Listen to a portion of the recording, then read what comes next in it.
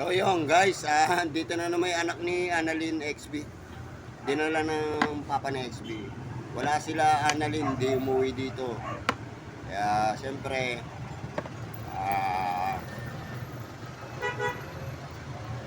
bilang isang ninong, ako muna mag-aaruga.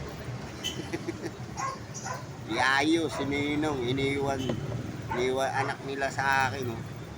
Nasa shop ako. Kilikili.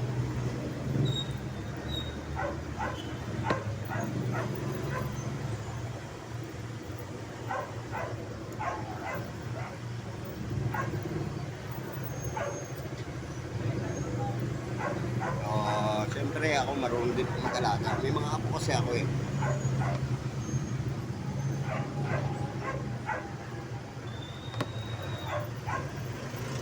Mabait naman to, hindi naman siya ano. Yun. Shout out mo. Ama Annalyn, umuwi ka na. Puro kagala, hindi ka umuwi kagabi. Nandito ako kay Ninong Bong.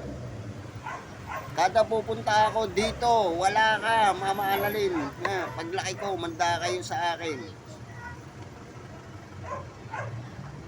Shout out. Hello guys. Dito kay Papa Bong, kay Ninong.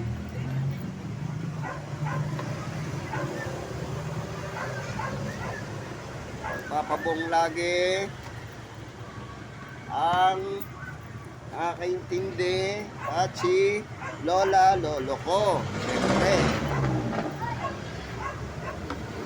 Si Mama Annalyn, wala.